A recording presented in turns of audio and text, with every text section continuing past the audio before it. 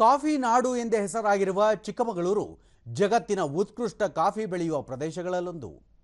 ಕೇಂದ್ರ ಸರ್ಕಾರಿ ಸ್ವಾಮ್ಯದ ಕಾಫಿ ಬೋರ್ಡ್ ವತಿಯಿಂದ ಆರಂಭಗೊಂಡಿರುವ ಕಾಫಿ ಮ್ಯೂಸಿಯಂ ಕಾಫಿ ಪ್ರಿಯರನ್ನು ಬೆಳೆಗಾರರನ್ನು ತನ್ನತ್ತ ಸೆಳೆಯುತ್ತಿದೆ. ಮಲೆನಾಡ ತವರೂರು ಚಿಕ್ಕಮಗಳೂರಿನ ಜಿಲ್ಲಾ ಪಂಚಾಯತ್ ಕಚೇರಿ ಬಳಿ ಕಾಫಿ ಮ್ಯೂಸಿಯಂ ತೆರೆದಿದ್ದು, ಇಲ್ಲಿ ಚಿಕ್ಕಮಗಳೂರಿಗೆ ಕಾಫಿ ಪರಿಚಯವಾಗಿದ್ದು ಹೇಗೆ ಎಂಬುದರಿಂದ ಹಿಡಿದು ಜಿಲ್ಲೆಯ ಹೆಗ್ಗುರುತಾಗಿರುವ ಮಟ್ಟಿಗೆ ಸಾಧಿಸಿರುವ ಬೆಳವಣಿಗೆಯ ಕುರಿತು ಆಸಕ್ತಿದಾಯಕ ಮಾಹಿತಿ ಒದಗಿಸಲಾಗುತ್ತಿದೆ.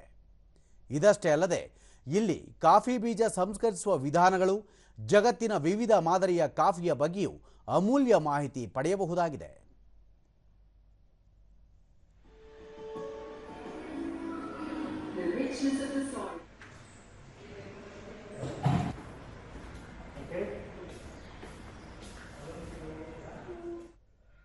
ದೂರದರ್ಶನದೊಂದಿಗೆ ಚಿಕ್ಕಮಗಳೂರು ಕಾಫಿ ಬೋರ್ಡ್ ಉಪನಿರ್ದೇಶಕ ವೆಂಕಟರೆಡ್ಡಿ, ಇತರೆ ಭಾಗಗಳಲ್ಲಿನ ಕಾಫಿ ಮ್ಯೂಸಿಯಂಗಿಂತ ಇದು ಭಿನ್ನವಾಗಿದೆ.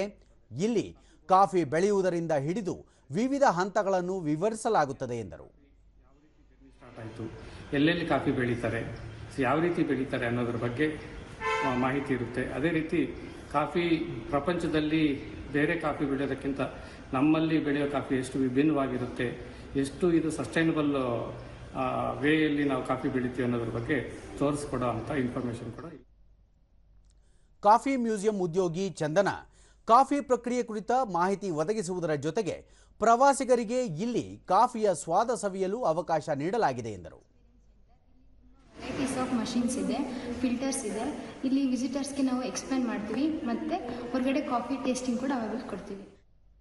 ಕಾಫಿ ಪ್ರಿಯರಾದ ಮಾರ್ಟಿನ್, ಕಾಫಿ ಮ್ಯೂಸಿಯಂ ಮಾಹಿತಿಪೂರ್ಣವಾಗಿದ್ದು ಕಾಫಿ ಬಗೆಗಿನ ಅಪರೂಪದ ಸಂಗತಿಗಳು ಲಭ್ಯವಿದೆ ಎಂದು ಸಂತಸ ವ್ಯಕ್ತಪಡಿಸಿದರು. So it's nice to see all the different information. I really like the coffee improvement section and the bug section.